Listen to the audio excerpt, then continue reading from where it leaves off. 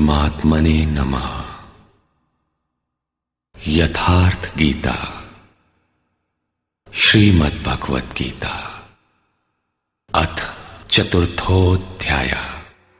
सारांशतः सद्गुरु के स्वरूप का ध्यान करते हैं।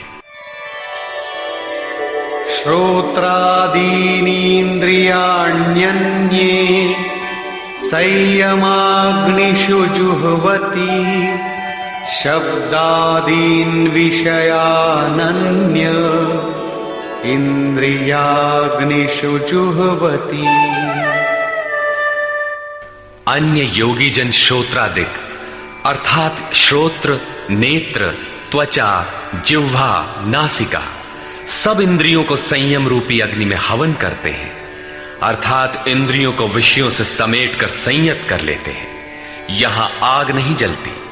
जैसे अग्नि में डालने से हर वस्तु भस्मसात हो जाती है, ठीक इसी प्रकार संयम ही एक अग्नि है जो इंद्रियों के संपूर्ण बहिर्मुखी प्रवाह को दग्ध कर देता है।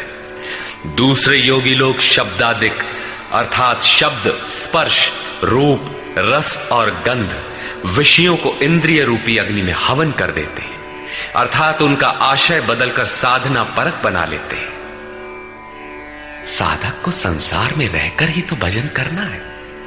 सांसारिक लोगों के भले बुरे शब्द उससे टकराते ही रहते हैं। विषयोत्तेजक ऐसे शब्दों को सुनते ही साधक उनके आशय को योग, वैराग्य सहायक, वैराग्योत्तेजक भावों में बदलकर इंद्रिय रूपी अग्नि में हवन कर देते हैं। जैसे कि एक बार अर्जुन अपने चिंतन में रत था, अकस्मात उसके कर्ण कुहरों में संगीत लहरी झंझना उठी। उसने सिर उठाकर देखा तो उर्वशी खड़ी थी, जो एक वेश्या थी। सभी उसके रूप पर मुग्ध हो झूम रहे थे, किंतु अर्जुन ने उसे स्नेहिल दृष्टि से मातृवत देखा। उस शब्द रूप से मिलने वाले विकार विलीन हो गए, इंद्रियों के अंतराल में ही समाहित हो गए। यहां इंद्रिय ही अग्नि है। अग्नि में डाली हुई वस्तु जैसे भस्मसात हो जाती है, उसी प्रकार आशय बदलकर इष्ट के अनुकूल ढाल लेने पर विषयोत्तेजक रूप, रस, गंध, स्पर्श और शब्द भी भस्म हो जाते हैं। साधक पर कुप्रभाव नहीं डाल पाते। साधक इन शब्दादिकों में रुचि नहीं लेता, इन्हें ग्रहण नहीं करता। इन श्लोकों में अपरे, अन्य शब्द एक ही साधक की ऊंची नीची अवस्थाएं हैं। एक ही यज्ञकर्ता का ऊंचा नीचा स्तर है, न कि अपरे अपरे कहने से कोई अलग अलग यज्ञ। सर्वाणि इंद्रियकर्माणि प्राणकर्माणि चापरे आत्मसंयमयोगाग्नौ जुह्वति ज्ञानदीपिते। अभी तक योगेश्वर ने जिस यज्ञ की चर्चा की, उसमें क्रमशः दैवी संपत्ति को अर्जित किया जाता है। इंद्रियों की संपूर्ण चेष्टाओं का संयम किया जाता है। बलात् विषयोत्तेजक शब्दादिकों के टकराने पर भी उनका आशय बदलकर उनसे बचा जाता है। इससे उन्नत अवस्था होने पर दूसरे योगी जन संपूर्ण इंद्रियों की चेष्टाओं तथा प्राण के व्यापार को साक्षात्कार सहित ज्ञान से प्रकाशित परमात्म स्थिति रूपी योगाग्नि में हवन करते हैं। जब संयम की पकड़ आत्मा के साथ तद्रूप हो जाती है, प्राण और इंद्रियों का व्यापार भी शांत हो जाता है, उस समय विषयों को उद्दीप्त करने वाली और इष्ट में प्रवृत्ति दिलाने वाली दोनों धाराएं आत्मसात हो जाती हैं। परमात्मा में स्थिति मिल जाती है। यज्ञ का परिणाम निकल आता है। ये है यज्ञ की पराकाष्ठा। जिस परमात्मा को पाना था उसी में स्थिति आ गई तो शेष क्या रहा। पुनः योगेश्वर श्री कृष्ण यज्ञ को भली प्रकार समझाते हैं। द्रव्य यज्ञास्तपो यज्ञा योग यज्ञास्तथा परे स्वाध्याय ज्ञान यज्ञाश्च यतयः संशितव्रता। अनेक लोग द्रव्य यज्ञ करते हैं, अर्थात आत्मपथ में महापुरुषों की सेवा में पत्र पुष्प अर्पण करते हैं। वे समर्पण के साथ महापुरुषों की सेवा में द्रव्य लगाते हैं। श्री कृष्ण आगे कहते हैं कि भक्ति भाव से पत्र पुष्प फल जल जो कुछ भी मुझे देता है उसे मैं खाता हूं और उसका परम कल्याण सृजन करने वाला होता हूं। यह भी यज्ञ ही है। हर आत्मा की सेवा करना, भूले हुए को आत्मपथ पर लाना द्रव्य यज्ञ है, क्योंकि प्राकृतिक संस्कारों को जलाने में समर्थ हैं। इसी प्रकार कई पुरुष तपोयज्ञ, स्वधर्म पालन में इंद्रियों को तपाते हैं, अर्थात स्वभाव से उत्पन्न क्षमता के अनुसार यज्ञ की निम्न और उन्नत अवस्थाओं के बीच तपते हैं। इसी पथ की अल्पज्ञता में पहली श्रेणी का साधक शूद्र परिचर्या द्वारा, वैश्य दैवी संपद के संग्रह द्वारा, क्षत्रिय काम क्रोधादि के उन्मूलन द्वारा और ब्राह्मण ब्रह्म में प्रवेश की योग्यता के स्तर से इंद्रियों को तपाता है। सबको एक जैसा परिश्रम करना पड़ता है। वास्तव में यज्ञ एक ही है, अवस्था के अनुसार ऊंची नीची श्रेणियां गुजरती जाती है। पूज्य महाराज जी कहते थे, मन सहित इंद्रियों और शरीर को लक्ष्य के अनुरूप तपाना ही तप कहलाता है। ये लक्ष्य से दूर भागेंगे, इन्हें समेट कर उधर ही लगाओ। अनेक पुरुष योग यज्ञ का आचरण करते हैं। प्रकृति में भटकती हुई आत्मा का प्रकृति से परे परमात्मा से मिलन का नाम योग है। योग की परिभाषा अध्याय 6/23 में दृष्टव्य है। सामान्यतः दो वस्तुओं का मिलन योग कहलाता है। कागज से कलम मिल गया, थाली और मेज मिल गए तो क्या योग हो गया? नहीं, ये तो पंचभूतों से निर्मित पदार्थ हैं। एक ही हैं, दो कहां? दो प्रकृति और पुरुष हैं। प्रकृति में स्थित आत्मा अपने ही शाश्वत रूप परमात्मा में प्रवेश पा जाता है तो प्रकृति पुरुष में विलीन हो जाती है। यही योग है। अतः अनेक पुरुष इस मिलन में सहायक शम दम इत्यादि नियमों का भली प्रकार आचरण करते हैं। योग यज्ञ करने वाले तथा अहिंसादि तीक्ष्ण व्रतों से युक्त यत्नशील पुरुष स्वाध्याय ज्ञान यज्ञाश्च, स्वयं का अध्ययन स्वरूप का अध्ययन करने वाले ज्ञान यज्ञ के कर्ता है। यहां योग के अंगों अर्थात यम नियम आसन प्राणायाम प्रत्याहार धारणा ध्यान और समाधि, इनको अहिंसादि तीक्ष्ण व्रतों से निर्दिष्ट किया गया है। अनेक लोग स्वाध्याय करते हैं। पुस्तक पढ़ना तो स्वाध्याय का आरंभिक स्तर मात्र है।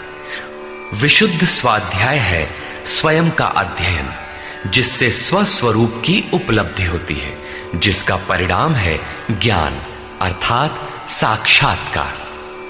यज्ञ का अगला चरण बताते हैं। अपाने जुह्वति प्राणम प्राणे पानम तथा परे प्राणापान गतिरुद्ध्वा प्राणायाम परायणा। बहुत से योगी अपान वायु में प्राण वायु का हवन करते हैं और उसी प्रकार प्राण वायु में अपान वायु का हवन करते हैं। इससे सूक्ष्म अवस्था हो जाने पर अन्य योगी जन प्राण और अपान दोनों की गति रोककर प्राणायाम के परायण हो जाते हैं। जिसे श्री कृष्ण प्राण अपान कहते हैं उसी को महात्मा बुद्ध अनापान कहते हैं। इसी को उन्होंने श्वास प्रश्वास भी कहा है। प्राण वो श्वास है जिसे आप भीतर खींचते हैं और अपान वो श्वास है जिसे आप बाहर छोड़ते हैं। योगियों की अनुभूति है कि आप श्वास के साथ बाह्य वायुमंडल के संकल्प भी ग्रहण करते हैं और प्रश्वास में इसी प्रकार आंतरिक भले बुरे चिंतन की लहर फेंकते रहते हैं। बाह्य किसी संकल्प का ग्रहण न करना प्राण का हवन है तथा भीतर संकल्पों को न उठने देना अपान का हवन है। न भीतर से किसी संकल्प का स्फुरण हो और न ही बाह्य दुनिया में चलने वाले चिंतन अंदर क्षोभ उत्पन्न कर पाए।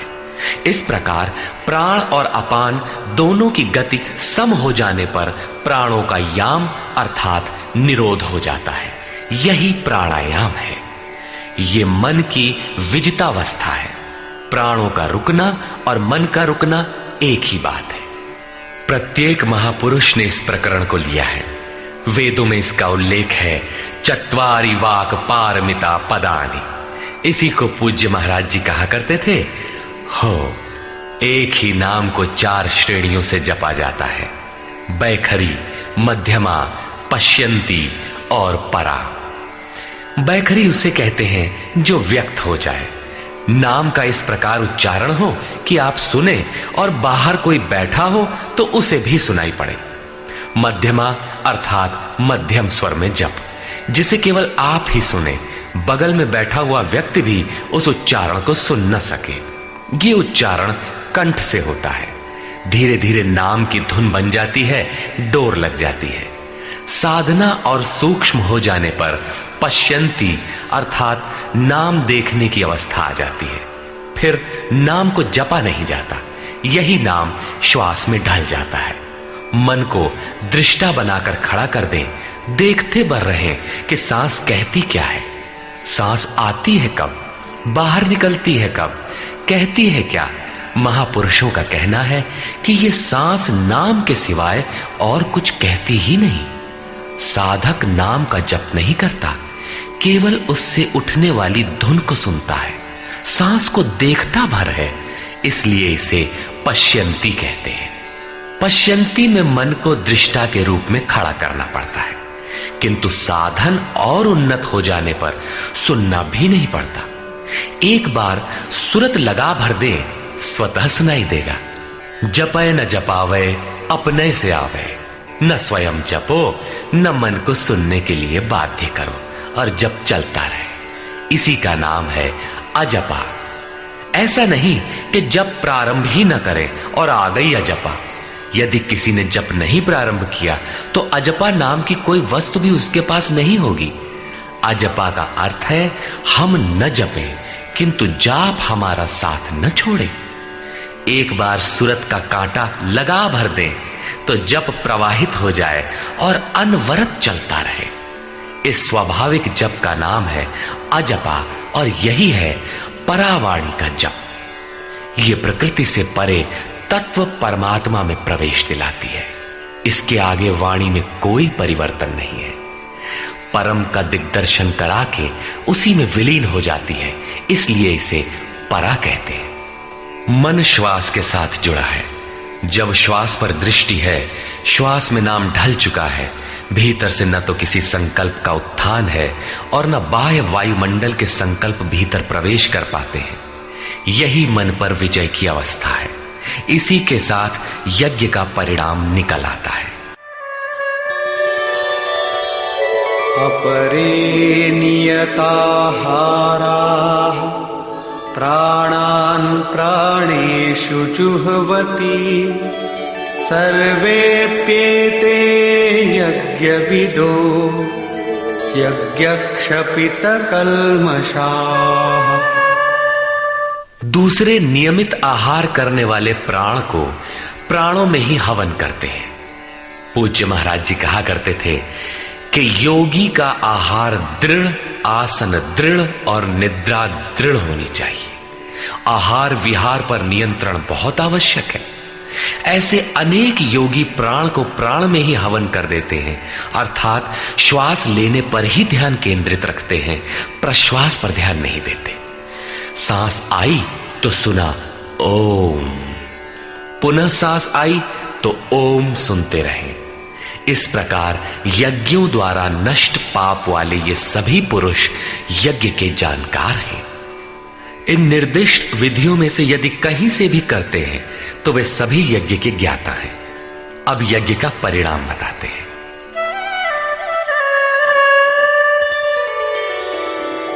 यज्ञशिष्टामृतभुजो यान्ति ब्रह्म सनातनम् नायं लोकोऽस्त्य यज्ञस्य कुतोऽन्यः कुरु सत्तम। कुरुश्रेष्ठ अर्जुन, यज्ञ शिष्टामृत भुज, यज्ञ जिसकी सृष्टि करता है, जिसे अवशेष छोड़ता है, वो है अमृत। उसकी प्रत्यक्ष जानकारी ज्ञान है। उस ज्ञानामृत को भोगने अर्थात प्राप्त करने वाले योगी जन यान्ति ब्रह्म सनातनम, शाश्वत सनातन पर ब्रह्म को प्राप्त होते हैं। यज्ञ कोई ऐसी वस्तु है जो पूर्ण होते ही सनातन पर ब्रह्म में प्रवेश दिला देती है।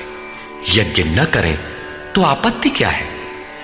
श्री कृष्ण कहते हैं कि यज्ञ रहित पुरुष को पुनः ये मनुष्य लोक अर्थात मानव शरीर भी सुलभ नहीं होता, फिर अन्य लोग कैसे सुखदायी होंगे? उसके लिए तो तिर्यक योनियां सुरक्षित हैं, इससे अधिक कुछ नहीं। अतः यज्ञ करना मनुष्य मात्र के लिए नितांत आवश्यक है।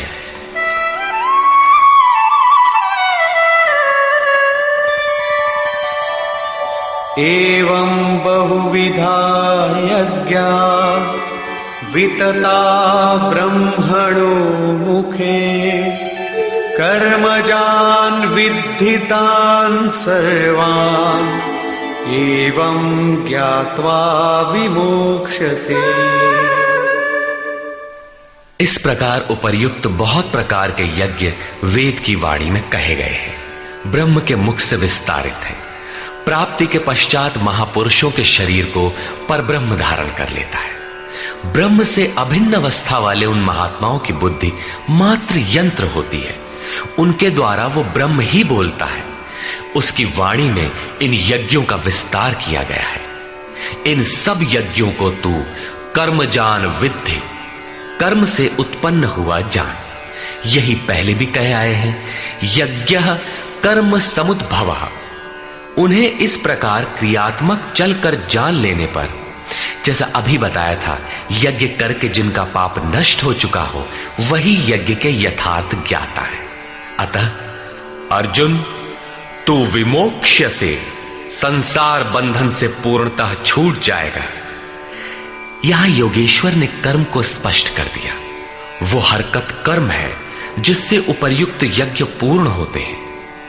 अब यदि दैवी संपद का अर्जन, सद्गुरु का ध्यान, इंद्रियों का संयम, श्वास का प्रश्वास में हवन, प्रश्वास का श्वास में हवन, प्राणापान की गति का निरोध खेती करने से होता हो, व्यापार नौकरी या राजनीति करने से होता हो, तो आप करिए। यज्ञ तो ऐसी क्रिया है जो पूर्ण होते ही तत्क्षण परब्रह्म में प्रवेश दिला देती है। बाह्य किसी भी कार्य से आप तत्क्षण ब्रह्म में प्रवेश पा जाते हो तो कीजिए। वस्तुतः ये सब के सब यज्ञ चिंतन की अंतः क्रियाएं हैं, आराधना का चित्रण है जिससे आराध्य देव विदित होता है। यज्ञ उस आराध्य तक की दूरी तय करने की निर्धारित प्रक्रिया विशेष है। ये यज्ञ श्वास प्रश्वास, प्राणायाम इत्यादि जिस क्रिया से संपन्न होते हैं उस कार्य प्रणाली का नाम कर्म है। कर्म का शुद्ध अर्थ है आराधना, चिंतन। प्रायः लोग कहते हैं कि संसार में कुछ भी किया जाए हो गया कर्म, कामना से रहित होकर कुछ भी करते जाओ हो गया निष्काम कर्मयोग। कोई कहता है कि अधिक लाभ के लिए विदेशी वस्त्र बेचते हैं तो आप सकामी हैं, देश सेवा के लिए स्वदेशी बेचें तो हो गया निष्काम कर्मयोग। निष्ठापूर्वक नौकरी करें, हानि लाभ की चिंता से मुक्त होकर व्यापार करें, हो गया निष्काम कर्मयोग। जय पराजय की भावना से मुक्त होकर युद्ध करें, चुनाव लड़ें, हो गए निष्कर्मी। मरोगे तो मुक्ति हो जाएगी। वस्तुतः ऐसा कुछ भी नहीं है। योगेश्वर श्री कृष्ण ने स्पष्ट शब्दों में बताया कि इस निष्काम कर्म में निर्धारित क्रिया एक ही है, व्यवसायात्मिका बुद्धि रेकेह कुरु नंदन। अर्जुन, तू निर्धारित कर्म को कर, यज्ञ की प्रक्रिया ही कर्म है। यज्ञ क्या है? श्वास प्रश्वास का हवन, इंद्रियों का संयम, यज्ञ स्वरूप महापुरुष का ध्यान, प्राणायाम, प्राणों का निरोध। ये यज्ञ जिससे होने लगे उस क्रिया का नाम कर्म है। संपूर्ण गीता में एक भी श्लोक ऐसा नहीं है जो सांसारिक कार्य व्यापारों का समर्थन करता हो। प्रायः यज्ञ का नाम आने पर लोग बाहर एक यज्ञ वेदी बनाकर तिल जौ लेकर स्वाहा बोलते हुए हवन प्रारंभ कर देते हैं। ये एक धोखा है। द्रव्य यज्ञ दूसरा है जिसे श्री कृष्ण ने कई बार कहा, किंतु पशु बलि, वस्तुदाह इत्यादि से इसका कोई संबंध नहीं है। श्रेयान् द्रव्यमयाद् यज्ञात् ज्ञानयज्ञः परन्तप सर्वं कर्माखिलं पार्थ ज्ञाने परिसमाप्यते। अर्जुन, सांसारिक द्रव्यों से सिद्ध होने वाले यज्ञ की अपेक्षा ज्ञान यज्ञ, जिसका परिणाम ज्ञान अर्थात साक्षात्कार है, यज्ञ जिसकी सृष्टि करता है, उस अमृत तत्व की जानकारी का नाम ज्ञान है। ऐसा यज्ञ श्रेयस्कर है, परम कल्याणकारी है। हे पार्थ, संपूर्ण कर्म ज्ञान में शेष हो जाते हैं, परिसमाप्यते, भली प्रकार समाहित हो जाते हैं। ज्ञान यज्ञ की पराकाष्ठा है। उसके पश्चात कर्म किए जाने से न कोई लाभ है और न छोड़ देने से उस महापुरुष की कोई क्षति ही होती है।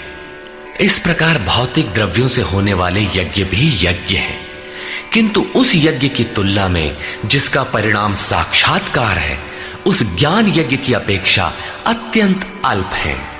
आप करोड़ का हवन करें, सैकड़ों यज्ञ वेदी बना लें, सतपथ पर द्रव्य लगावें, साधु संत महापुरुषों की सेवा में द्रव्य लगावें, किंतु इस ज्ञान यज्ञ की अपेक्षा अल्प है। वस्तुतः यज्ञ श्वास प्रश्वास का है, इंद्रियों के संयम का है, मन के निरोध का है, जैसा श्री कृष्ण अभी बता आए। इस यज्ञ को प्राप्त कहां किया जाए?